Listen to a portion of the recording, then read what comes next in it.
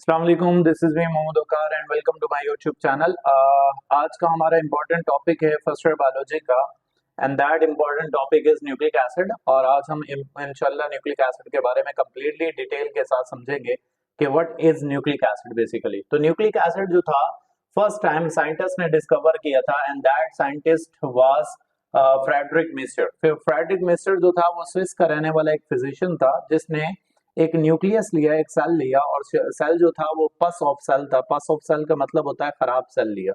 उस खराब सेल के अंदर से न्यूक्लियस को निकाला और न्यूक्लियस के अंदर एक इंपॉर्टेंट बायोमोलिक्यूल डिस्कवर किया उस साइंटिस्ट ने और उस बायोमोलिक्यूल का नाम रख दिया उस साइंटिस्ट ने nuclein.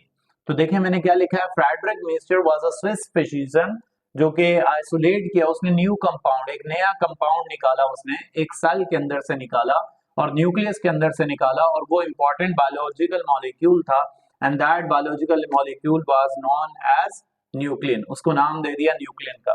It was found that nuclein has acidic property. फिर बाद में पता चला कि न्यूक्लियन की प्रॉपर्टी जो होती है वो एसिडिक नेचर की होती है, इसलिए इसका नाम रख दिया फिर बाद में फ्यूचर में न्यूक्लिक एसिड। पहले इसका नाम न्यूक्लिन रखा था, बाद में इसका नाम न्यूक्लिक एसिड रख दिया बिकॉज इसकी प्रॉपर्टी देख के हमें पता चला कि एसिडिक प्रॉपर्टी है, इसलिए इसका नाम न्यूक्लिक एसिड रख दिया। Then the nucleic acid are polymer of 5 sugar, यानी कि न्यूक्लिक एसिड जो है वो 5 शुगर के मॉलिक्यूल से मिलकर बनता है और 5 डिफरेंट शुगर के मॉलिक्यूल जब अटैच होते हैं तो बहुत सारे शुगर के मॉलिक्यूल अटैच हो रहे हैं, इसलिए हम कह रहे हैं कि पॉलीमर है, पॉलीमर ऑफ 5 शुगर मॉलिक्यूल और उनको कहा जाता है न्यूक्लियोटाइड। 5 कार्बन के मॉलिक्यूल्स को जब हम मिलाते हैं तो हम उसको नाम देते हैं न्यूक्लियोटाइड का। These polymer have high molecular weight because क्यों हाई होता है? बिकॉज कार्बन नंबर ज्यादा होते हैं इसके पास, कार्बन एटम ज्यादा होने की वजह से इसका मॉलिक्यूलर वेट बहुत ज्यादा होता है। Then they are present in all living organism. अगर हम न्यूक्लिक एसिड की बात करें, हर तरह के जानदार के अंदर पाए जाते हैं। हर तरह के जानदार से मुराद इवन नॉन लिविंग थिंग जिसको हम वायरस कंसीडर करते हैं उसके अंदर भी न्यूक्लिक एसिड मौजूद होता है in the form of RNA या in the form of DNA. और फिर हम इंसान की बात करें तो इंसान के अंदर भी न्यूक्लिक एसिड मौजूद होता है, यानी कि वायरस से लेकर इंसान तक का जितना सफर है उन तमाम लिविंग ऑर्गेनिज्म के अंदर हमें न्यूक्लिक एसिड नजर आता है। There are two kinds of nucleic acid. Nucleic acid दो तरह के हैं, एक हमारे पास है डीएनए जिसको कहते हैं डीऑक्सी राइबो न्यूक्लिक एसिड और एक है हमारे पास आरएनए जिसको कहते हैं राइबो न्यूक्लिक एसिड। तो हमारे पास न्यूक्लिक एसिड जो है वो दो तरह के हैं, राइबो न्यूक्लिक एसिड और DNA deoxy ribo nucleic acid, ठीक है। देन न्यूक्लियोटाइड किस चीज से मिलकर बनता है, यानी कि न्यूक्लिक एसिड किस चीज से मिलकर बनता है, उसकी कंपोजिशन क्या है। अगर हम कंपोजिशन की बात करें तो न्यूक्लियोटाइड मिलकर बनता है न्यूक्लिक एसिड से और न्यूक्लियोटाइड जो है वो बेसिकली पॉलीमर है या मोनोमर है। वो किस चीज का मोनोमर है? न्यूक्लिक एसिड का। न्यूक्लिक एसिड एक बड़ा मॉलिक्यूल है, न्यूक्लिक एसिड बहुत बड़ा मॉलिक्यूल है, छोटे छोटे मोनोमर्स आपस में कंबाइन होते हैं, यानी कि न्यूक्लियोटाइड आपस में कंबाइन होते हैं तो उससे बनता है हमारे पास न्यूक्लिक एसिड, ठीक है। Then which contain a pentose sugar, जिसके अंदर 5 कार्बन शुगर होता है और 5 कार्बन शुगर अगर मैं दिखाऊं आपको तो यहाँ पर आपको नजर आ रहा होगा 1 2 3 4 5 कितने कार्बन शुगर हैं? 5 कार्बन शुगर है, इसको पेंटोज शुगर कहा जाता है। एंड देन नाइट्रोजिनस बेस, अगर आप यहां देखेंगे तो आपको नाइट्रोजिनस बेस नजर आएगी।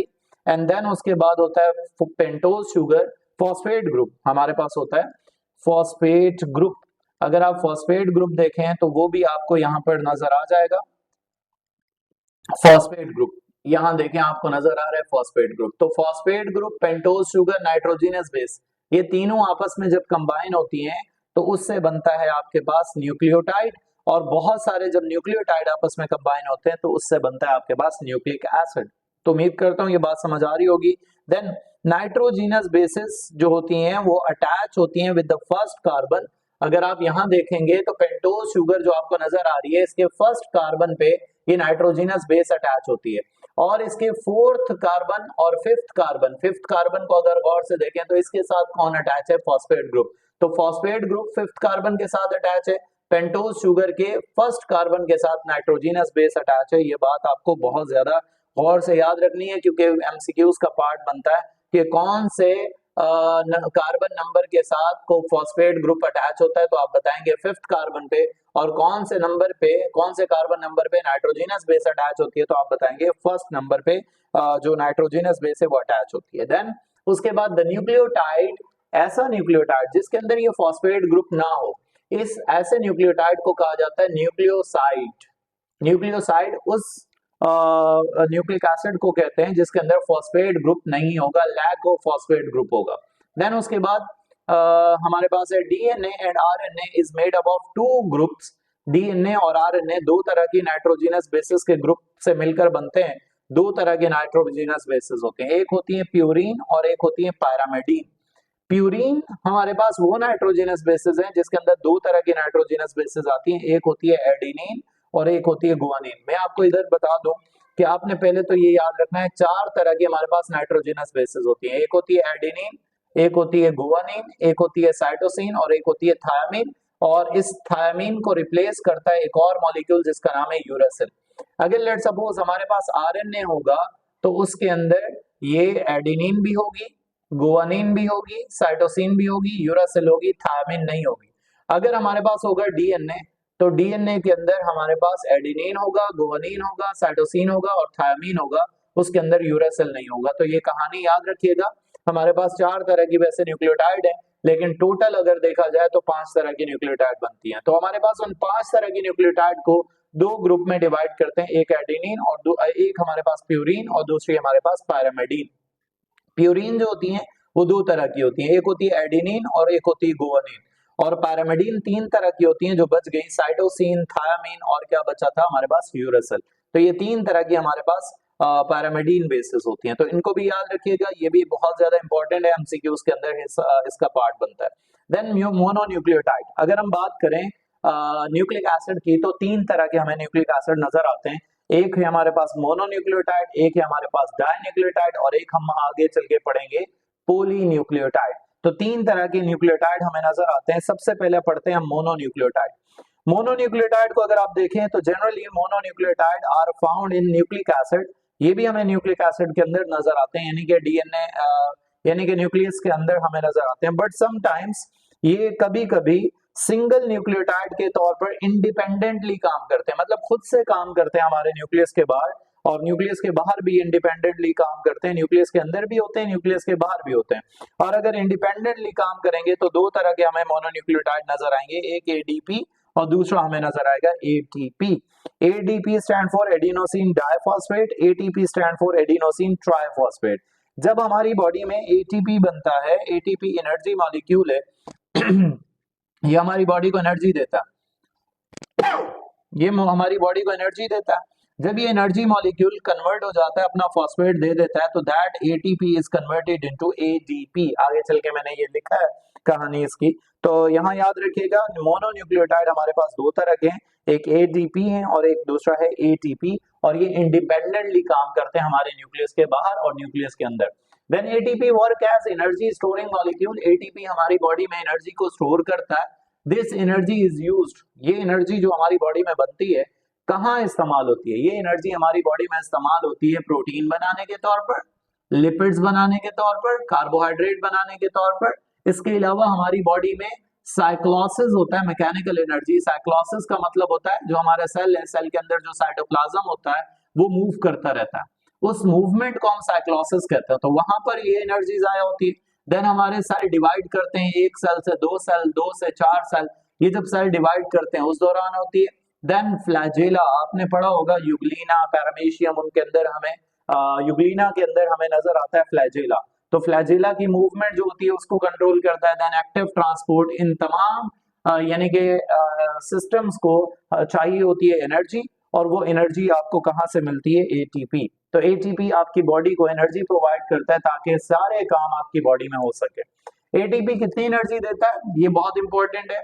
एटीपी आपको एनर्जी देता है 7.3 किलो कैलोरी पर मोल, या अगर हम किलो जूल के अंदर बात करेंगे तो एटीपी कितनी एनर्जी देगा, 31.81 किलो जूल पर मोल, ये आपको एनर्जी देगा। और जब एनर्जी दे देगा तो फिर वो अपना फॉस्फेट दे देता है, ट्राइफॉस्फेट मॉलिक्यूल जो होता है वो कन्वर्ट हो जाता है डाइफॉस्फेट में। डाई का मतलब है दो, दो फॉस्फेट में कन्वर्ट हो जाता है, पहले उसके पास तीन फॉस्फेट थे। तो इसलिए जब एटीपी यूज हो जाएगा तो वो कन्वर्ट हो जाएगा एडीपी में, और एडीपी जो है वो यूज फॉर्म ऑफ एटीपी है, एटीपी की यूज फॉर्म हमें नजर आती है एडीपी। देन ये था मोनोन्यूक्लियोटाइड। अब हम बात करेंगे डाइन्यूक्लियोटाइड।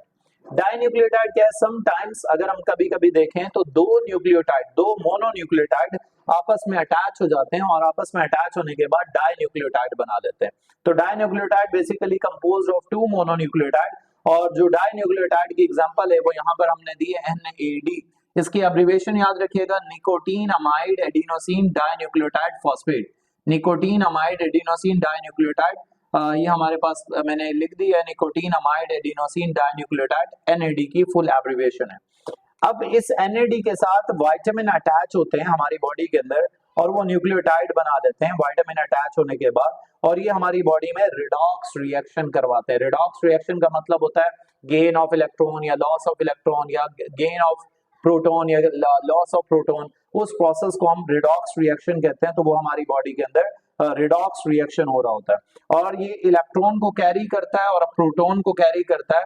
और NAD जब प्रोटॉन कैरी करेगा, इलेक्ट्रॉन कैरी करेगा, तो हमारे पास NAD कन्वर्ट हो जाएगा NADH2 के अंदर, या एक और इंपॉर्टेंट मॉलिक्यूल है FADH2। ये भी हमारे पास डाइन्यूक्लियोटाइड है जो इलेक्ट्रॉन और प्रोटॉन को क्या करता है?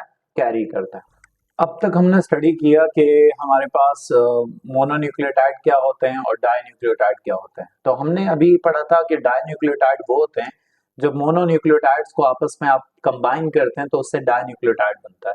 जब आप मोनोन्यूक्लियोटाइड्स को कंबाइन करते हैं तो जाहिर सी बात है एक न्यूक्लियोटाइड दूसरे न्यूक्लियोटाइड्स के साथ कंबाइन होके वो बॉन्ड बनाएगा, and that bond is known as phosphoester bond. उस बॉन्ड को कहते हैं फोस्फोईस्टर बॉन्ड। और ये हमने पढ़ना है कि मोनोन्यूक्लियोटाइड को जब लिंक किया जाता है, एक दूसरे के साथ जोड़ा जाता है, तो वो फोस्फोईस्टर बॉन्ड कैसे बनता है। तो जरा गौर कीजिएगा, बहुत इंपॉर्टेंट बात है यहाँ पर।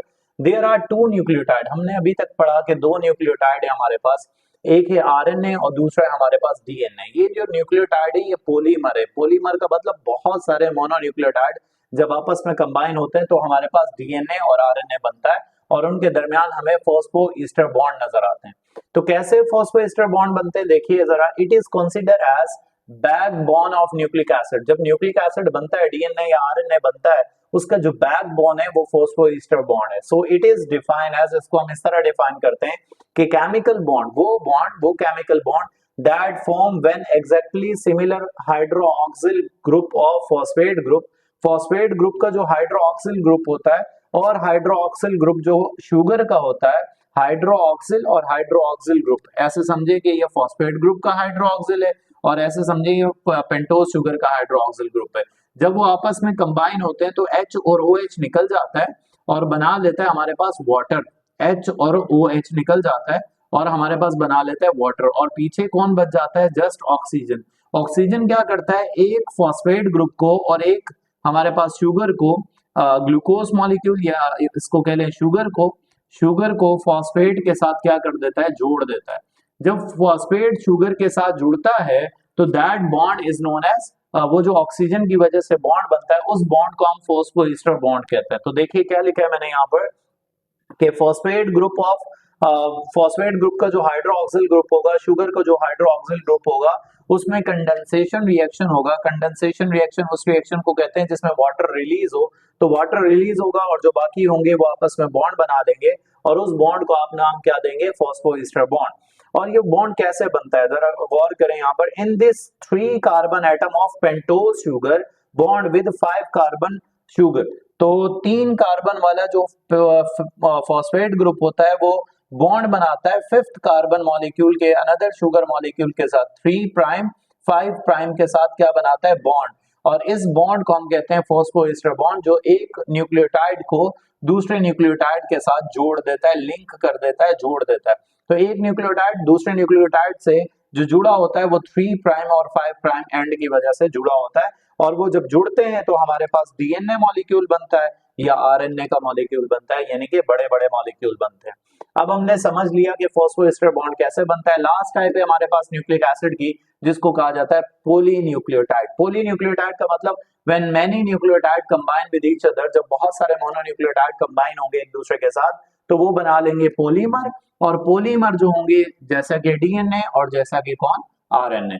दे have variety of role in the living organism. हमारे अंदर DNA RNA का बहुत अच्छा इंपॉर्टेंट रोल है। जो हमारे अंदर वालिदैन से हेरिडिटरी इंफॉर्मेशन आती है, मेरे वालिदैन से मेरे अंदर जो कैरेक्टर्स आए हैं वो कैरेक्टर कौन लेकर आया? मेरे अंदर DNA। और मेरी बॉडी में हर वक्त प्रोटीन सिंथेसिस हो रहा है, हमारी बॉडी में हर वक्त फंक्शनिंग हो रही है, वो कौन करवाता है? हमारे पास आरएनए। तो आरएनए और DNA that is a polynucleotide and have many functions. आगे चल के भी हम डिस्कस करेंगे इनके फंक्शंस को, इनके स्ट्रक्चर्स को। और ये पॉलीन्यूक्लियोटाइड है जो कि बहुत ज्यादा इंपॉर्टेंट मॉलिक्यूल है न्यूक्लिक एसिड का। अल्लाह हाफिज।